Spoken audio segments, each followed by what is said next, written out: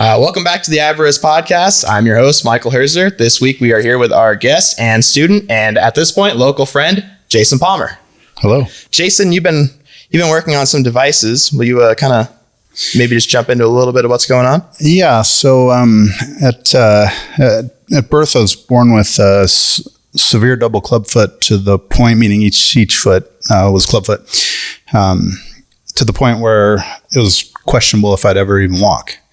And I've gone ahead and done everything I've ever wanted to do, a lot of sports, all kinds of activities. It came with a lot of discomfort and pain, but I've done what I wanted to do. And then a few years ago, about 3-4 years ago, I'd go to get out of bed in the morning, and sometimes the pain was such I'd get right back in bed.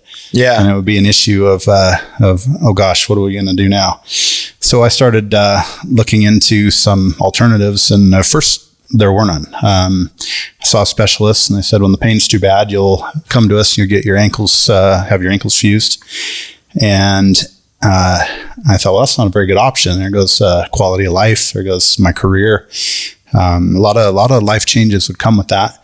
And so I did explore some options, and thankfully I found an option, and they work great. I wear them mostly for activities that are strenuous and that are really taxing on the body. I can get by without them, but I can tell that there will be a point where I'm going to become 100% reliant on something, and I have a feeling that where I'm headed with these, they'll hopefully be the new thing. But anyway, I had a break in one of them, and the manufacturer who stands behind his work, but sent them up to be repaired. And the first repair didn't take, and so I was doing some research on what's it take to repair carbon fiber. Right. And that's how I stumbled into us. Yeah. Avarice, yeah. And I said, can you teach me how to repair these? So yeah, we can teach you how to repair these. And I said, can you teach me how to make a better pair? It's kind of a unique thing. Most people are in one of these devices, one or the other. And I said, well, we think so. And so that's what we're doing. And a long process, but I'm stepping way outside my skill set and wheelhouse to figure out how to do this, and kind of more so as a personal challenge. And I wanted to know that it could be done and I could do it. And I'm finding out not only am I way outside my wheelhouse, I'm way in over my head, but I love it. Yeah. Love working with carbon fiber, and it's fun. Yeah, it's really definitely fun. So a whole lot of fun. And if the shoes being off hasn't given it away, the devices are feet-based devices. Obviously, we've just discussed it was about clubfoot. And can you kind of explain a little bit what clubfoot is? Yeah. And so clubfoot can be different for everyone. A lot of time, like I said, mentioned, it's usually 1 foot.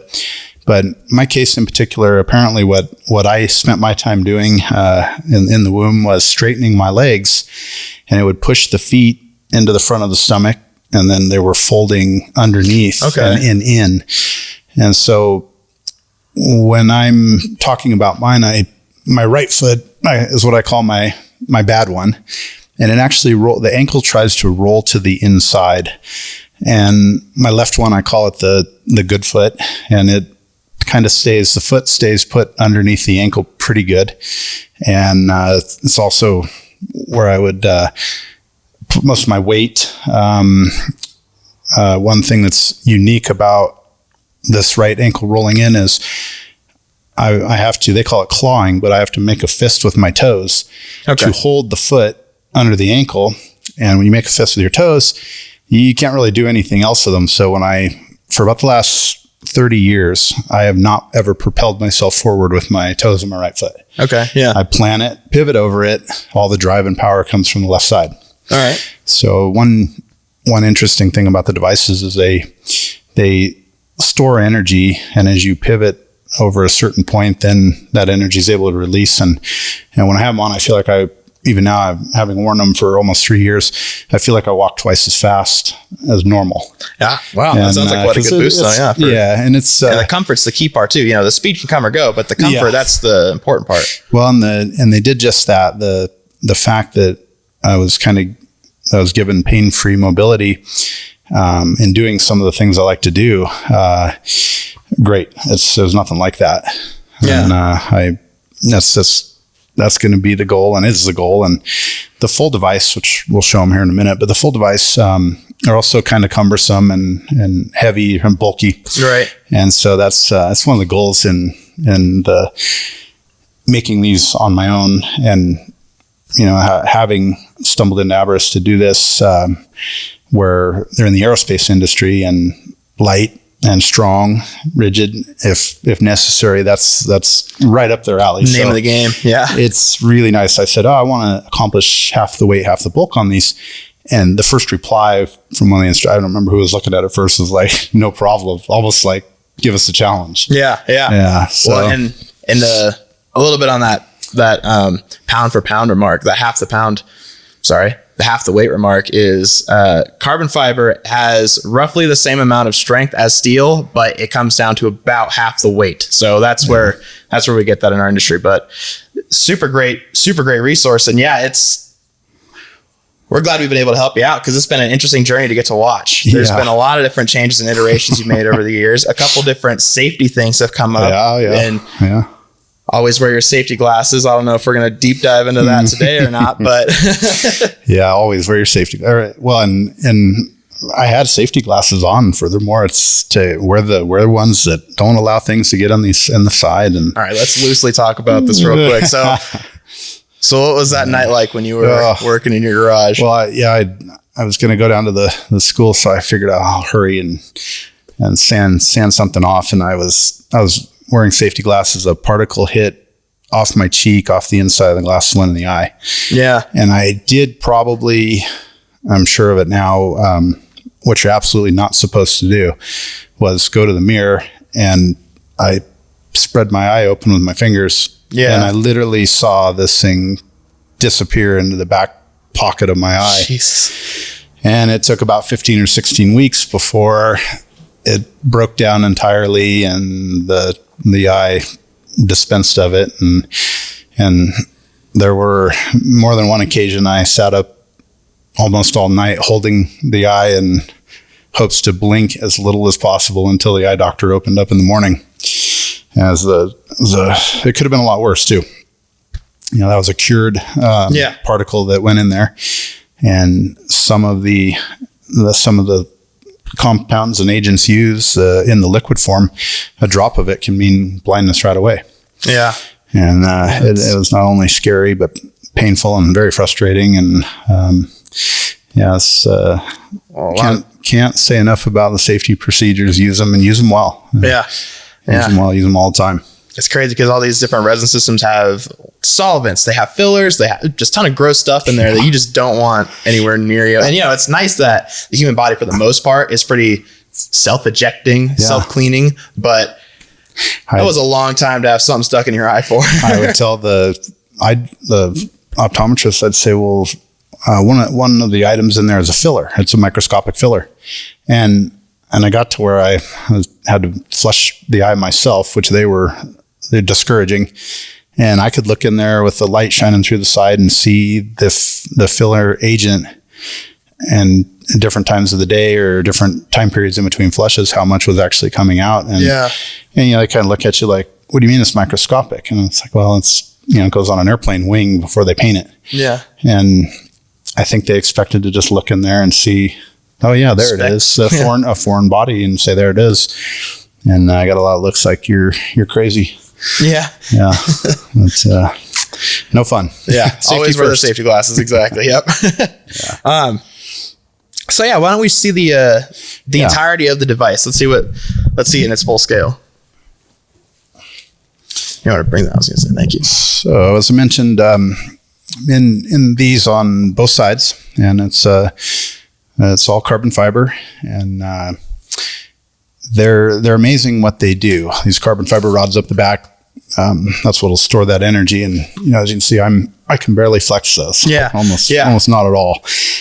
But under body weight, and if you say you have a heavy pack on or something too, it's you can feel these things work and do their job. They're amazing. These up the side here for lateral support. Doesn't need much in that realm, but the whole device slips into a shoe. So usually end up going up a size or size and a half. If boots, sometimes 2 sizes. Okay. Oh, I didn't bring one, but this is real similar. You end up putting a foam padding in the bottom, and it rests in there in the shoe like that. And that's kind of it. You chews through shoes fairly quickly. Right. Hard surface on a soft surface, but they're amazing. And the company that does these, they is given a gift of mobility back to people that thought they lost them. And originally it came from was designed and used extensively by military, and then they realized they had so many other uses that it came available to civilians, and it's a real game changer. They're good. Yeah, definitely, especially if they've made it so much easier for you to walk. Definitely. And you've made some pretty good inserts yourself, though, especially as time has gone on. I know you've done a few separate points and a few different. I know you've taken a couple of courses, and there have been some moments that have led to newer and newer iterations being made. So when you were looking at this on your own, before you'd made your way to Avarice, what was it kind of like in terms of, did you build one yet or not yet? I can't remember if you had one coming in. I hadn't, and I wanted to. And what was really funny was I didn't know Avarice even existed in Reno. Yeah. And I was doing research, and I looked. I was like, that's right down the street from my house, really. And I get my car serviced down the way from the school there too. So one day I was walking back from dropping my car off, and that crack in the device was clicking away and bothering me. And so I just walked right in, and I walked right in. Yeah. Said, hey, how are you? Can I have a tour? And that really started the whole thing. That doesn't happen for us too often. Not only do we rarely get locals, but for most people at home, if you search Avarice, we will probably not be within 10 minutes of you. But well, and there I am, taking my shoe off and handing the device to right off my foot, and, which I seem to be developing a knack for. Usually I'll pull out one of these inserts now, and after eating or something, or even before, and try to hand it to someone, and they're like, I'm good. Yeah, I guess some people can be a little finicky, but yeah. So what were some of so when did you go about making your first part? Well, so the initial interaction there was to do the repair. Right. And so we did that. And That's right. Yeah. The repair, there was some obstacles with that. We were having a hard time to get it to take, but that was fine. About the second time we were making a go at it, I was completely hooked, and I was kind of anxiously waiting. I was like, I want to attend the school and take a course. And then it was 2 hours into that, and I think this is going to be a second career for me. Working with carbon fiber is really, really fun, and really fun for me. And I'm, as you know, I'm often at home, and I get the bright idea to try and mix this out of carbon fiber. And one, at home is not the best place to work, but it's gotten me along the way with only a few disasters and a lot of cleanup. Yeah, that's fair. That's fair. And that's the thing about carbon fiber. It's not, can I make it? It's should I? Because it'll be so expensive. Yeah. But yeah, that's kind of how a lot of people get started off, is just in their garage, and they're playing with something, and they find out that it's just advanced arts and crafts, and that it's a ton of fun. It's really fun. And the gears started turning, and I started to notice the discomfort in wearing the devices around the house, because your body mechanics are different. You move different. If you're doing things where you're up and down off the ground, or if you got to bend over and pick things up, it's really different. I tell people, it's like, you got to bend over like 2 inches further. Yeah. But you amplify that over the course of a day, week, or month, and all of a sudden things are hurting, and you're like, I'm going the other direction. Other things are starting to hurt. And so I thought there's got to be a way for an interim type of device, or something that'll allow me to do at home or leisure stuff. Right. And I got to a point where if I wasn't in the devices, I was good for 2 to 3 hours in a day. And then the pain would start to set in, and it got to the point where it would stop me. I'd spent a whole life of toughing through it, and I just hit the 2 or 3 hours, and I'm like, I'm done. I'm in on the couch or in a chair. And so I came up with an idea for an insert, and this was the first carbon fiber thing that I dreamt up and ended up coming up with, and it worked. And the neat thing is that it actually works. And since this, I've then done some work with a prosthetic maker. Right. It's taught me some incredible things about the foot. There's a huge area that I don't know anything about. I'm not a doctor, but I do know that in my whole process, far back as I can remember, we'd do something or try a boot or a corrective shoe or a brace or whatever, and they'd say, does that hurt? And if I said, yep, like, we'll do something different. So I have nothing to lose on this. That's where I'm taking this and trying these different things. Like, does it hurt? Make a change. Is it giving you support? No, yes, make a change. But I did learn some key elements from the prosthetic maker that stemmed into a version 2 from this. And one comment on these, this is still kind of I call it grandma's quilt. It's more of a test piece and a piece I'm actively modifying. A part master will be made, and then hopefully I'll have a little less material. But the interesting thing about this is it can go in a normal size shoe, and it gives me the relief all day long. And a couple of weeks ago, I actually took one of these in the left side, this on my right foot, and I went on a hike that normally, if I would do that, I would not be walking that night or the next day. Yeah. No pain, no problems. It's limited, but I can get through an entire day with no pain, and they're not bulky, or I'm not having to, sacrifice any other body part to be in them and try and adjust. So yeah, these 2 spinoffs have been huge, and every step of the way, from all my blunders to the successes, dabbers, you guys have been great support and behind me, and I know I enjoy doing it, but I know I'm still actively doing it because of the people there and the support. It's been phenomenal. As much as we can give you. And so in making some of these parts, what has your tooling process been like? Or what have you been making these parts off of? So I had this idea that you have to create the perfect mold or capture what you were trying to accomplish, perfectly. And then I thought, well, how am I going to do this? I started exploring at first scanning, and then and really thought about a 3D printing application, but scanning, and then I thought that was the only way you're going to accurately get the foot. Well, it turns out that in dealing with a body part, at least for me, and it's working for me, is kind of that, okay, try this, does it work? So I wanted to also correct the right foot a little bit more. So I went kind of impromptu and old school back to like what we refer to as a wet layup. And that'll evolve into a mold. I made the left side piece off of a scanned image of my foot, and then 3D printed the mold. Yeah. And went right to it, and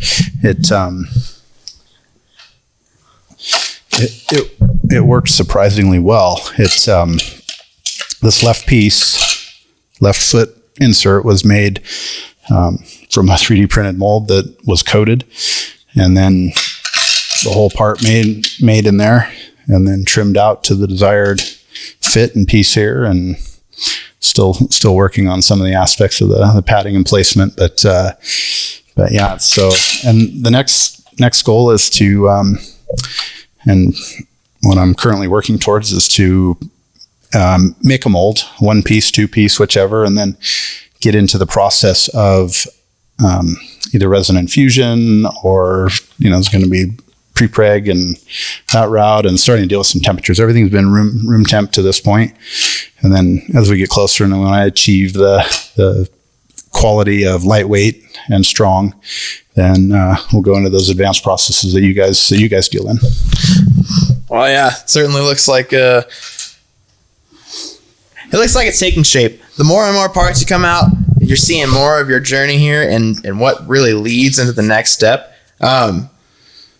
This makes me think of two things. One, 3D printing is going to be such a huge help to you, especially the further 3D printing progresses. And the other thing that makes me think of is all of these different iterations, all these different things that have led into the X one. What have been some of the harder points that have made you be like, this is as is not going to work? Yeah. Well, the biggest one, especially for me, is patience. A couple times I've loved to put gel coat on something and it's dry. Let's move on to the next step. It's not dry yet. I will wait 24 hours. That's a thing. Yeah. And hard for me to do. But besides that, what I love and I've loved ever since taking the first course at Abras was the use of the word and the development of process. And it's good and bad. It's difficult, and it's difficult to stay within the process. And for me, I've done some things now where I was like, oh, how did I do that? What did I use? How were the conditions right that made it right, or what made it wrong? I collapsed a 3D mold that was really working great, and I was doing something in the house, and I thought, well, I'll help this out by throwing it out on the back deck last summer in the sun. Yeah. And it was under vacuum. I walked by it a couple minutes later and the thing was completely flat. Yeah. Yeah. And it's just a lesson, you're like, oh, okay. Yeah. So that didn't hold up to heat. It just tacoed it. And I thought, well, that's too bad because it was really perfect. So, yeah. But I need those failures along the way to make this work anyway. So they're good lessons, but, yeah, it's a difficult process just to, because you have to think about, it's like, oh, I want to make this part. Well, there's so much else that's involved: extra space, workspace, how you're going to get to a finished product. Everything that we use and as a consumer have and use, what was necessary to make that is so much more involved than that item that we're holding or using or whichever. And it's, it's my hat's off to engineering folks that do what they do because they're good at it and we need them. Without it, everything would taco and collapse under the heat of the sun. But, it's a hard part to learn to think along those lines of, okay, I want to make this, but what else is involved? Have you met our instructor, Greg Gress? No. No? Yeah. Man, he's our engineering instructor. Yeah. You mentioned. I don't know if this has ever even been brought up to him, but I bet you he's got 1,000 little key points that would be like, oh, I bet a ton of things that I would never even think to think of. But yeah, you should definitely get in touch with him next time he's in town. I'll try and make that happen because that would be very helpful, I think. I picked this up as when you were talking about the ability of 3D printing and making a change. So this piece, my hopes is that it'll be the new right footplate design for this device when I make my own. But what it actually is, and it needs to be this way right now. But if you look at how this is, it's not a finished, shiny, smooth product. Well, it's actually a correction insert. So it makes this one function and totally usable. That's one of the driving factors of why I wanted to do this was custom fit. Right. I really felt that I could get a lot better custom fit, and when folks are under a time constraint and making it's difficult. This has taken a really long time to get to this custom fit that corrects this, and I mean it fits absolutely like a glove, maybe too good. Yeah, but we'll see, because I could have some room for padding and socks probably, but we'll see. But so if we had a scan of this, and then like I said, this will become the new right foot plate, and this bumps here, and it's still got jagged edges and some folds and more of grandma's quilt going on, some patchwork. Right. But the ability of scanning and then altering that file. You hit a couple keystrokes and you can smooth all that out. You can capture the size, you can scale it up, scale it down. Oh, it's too small. Well, capture the surface, scale it up 2%. Yeah. Now you got room for socks and padding without having to, oh my gosh, this is completely finished and made and it doesn't work. So that flexibility, and I think, and I know, folks are already headed down that road, but that's really nice for if you are making something that, you're going to have a finished product that can be smoothed out by technology towards the end. It's gonna be a huge help. And go back and say, oh, I like, maybe I don't want this support on here. Well, chop it off, print it again. Yeah, exactly. Yeah. And that kind of makes me think of another thing. I don't know if I want to go off naming names for companies yet or not, but I'm gonna do it right now, and I may edit it out. But H.B. Fuller makes, I believe it's H.B. Fuller. They make a really good flexible resin system, and that could be something in the future that, like, I don't know, maybe offers you a little bit of bend, because it's the way I saw it was at a trade show, and it was about a little sample about this big, about the size of an index finger, right? Yeah. And showed me all these other ones, brittle, or all have their pros and cons, this, that, the other. Yeah. Different temperature capabilities, all that stuff. But he hands me this one, and it's a lower to mid-range temperature resin system, I believe. And it bends. It's like rubber. It's weird. But that could be something that, like, in certain spots of your device could be beneficial. Yeah. Where do you see the most flex? Well, one thing that's interesting, and I do a lot of outdoor stuff. So in a real rigid device and foot plate, like I showed you on that device, your foot is in the foot plate, and then the foot plate's in the shoe. And we use our toes for balance. So I can tell you, it's really funny when I'm outside trying to balance on a rock and I'm starting to tip.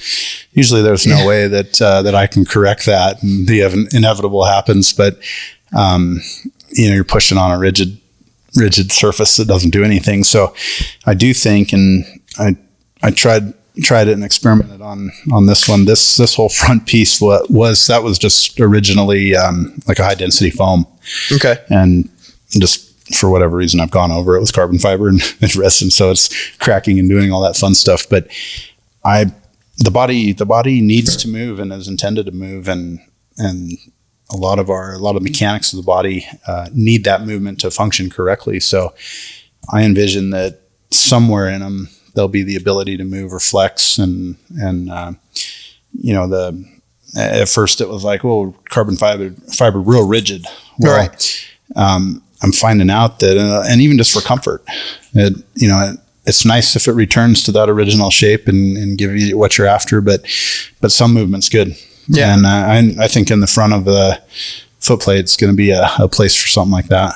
Okay. Yeah. That looks like it'd be, because when I think about moving my foot around, I think about that a lot. I think about how much happens on not only the balls of your feet, but around the ankle. But the other thing to think about too, and this wasn't brought up to me until one of our previous conversations, actually it was last time we recorded, was it, when you go up different elevation, when you're walking sideways up a hill or directly up a hill, there's a lot of different movement that you really don't think about on a regular basis, right? And so counteracting that is got to be tough, because, like you said, it's a rigid structure. Yeah. So trying to find key points is, it's going to be interesting to figure out what type of system I end up with up the back. So these rods are great.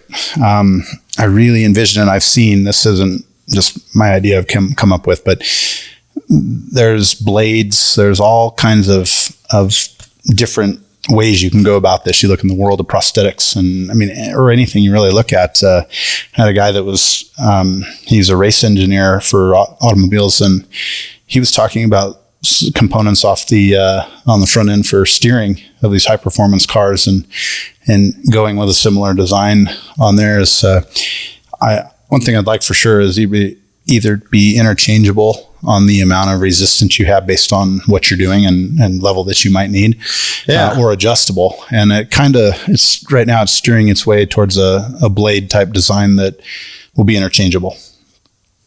And we'll see. Yeah, that'll be interesting. And that'll also be the next step after you finish this is getting the different kind of, I didn't piece that together either. It would be nice to have several different like options. Yeah. So making them a little more modular would be, that'd be sweet. And these are great. These are incredible. But they're very, very rigid. And there are times that, when I mentioned that one of the driving factors was custom fit. The other is the body changes. So the ability to go back and change that fit or reproduce to a new fit that's still custom. But I do some activities too that in these you just can't do them because it holds the ankle at 90 degrees or thereabout. Yeah. And pointing your toe is not an option. Flexing the ankle not an option. And some things I'll need to be able to do that. And usually when I'm doing those types of things, I don't need this type of rigidity up the back. Right. So an interchange or being able to flip a lever and have a few degrees of ankle movement and then go back to, okay, the ankle's locked. That was the other driving factor for even wanting to do this. And then the other, eventually I need some that are heated. Yeah. Yeah. So right. That's the long range. Yeah. On a cold 32 degree Reno day, sticking your foot right inside carbon might not be the warmest. Yeah, and it pulls the heat right off. Yeah. No insulation. All right. So Jason, where do you kind of see these devices heading next? Well, when it started out originally, a lot of people have asked that, and I'd say, well, it's one-sided. It's kind of selfish. I need to make them for me. Right. And a lot of factors were driving that. It was once like, well, I really don't know that I could do anything with it. I'm not a doctor, but like I said, it's the type of thing, or it could be specific to each individual where it could help other people. And I hope that maybe it does go there. And one thing I've noticed is, like most, if it's provided from a doctor through a doctor, or it's a medical device, they come with a high price tag.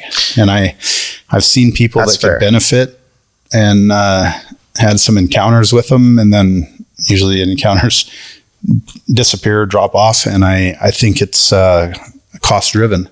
Yeah. And if I had my way, I'd have a successful completion of them, and they work for me, and hopefully be able to pass that on to other people and see them get into something that's affordable, that gives them mobility, pain-free mobility. It's there's nothing like it. I couldn't imagine what. This is the things you take for granted. Yeah, you do, and if it can go there, it'd be great.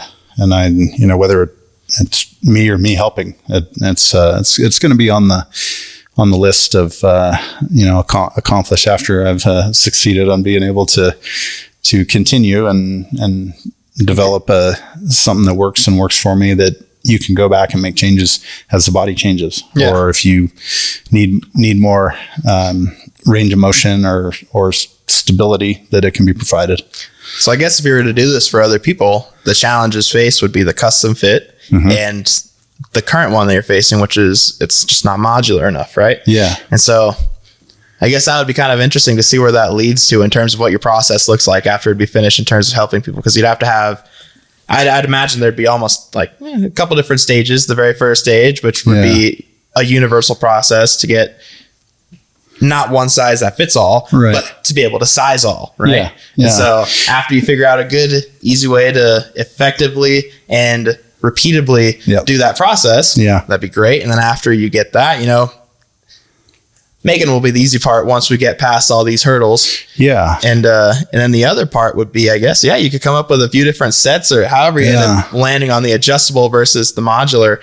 I can't wait to see how that shapes out, because now that you got me thinking like resistance bands, like red, green, black, you know what I mean? Like that's what you got me thinking when I think of interchangeable supports, right? Supports, yeah. And or the ability to alter how much stiffness do you need for a given activity or over the weekend versus your work week. And one thing that clubfoot is often plagued with is it's usually pain in the foot from weight or body weight and then range of motion. Yeah. So in the instance where these are limiting range of motion in the ankle, they're also offloading some weight that is experienced by the foot.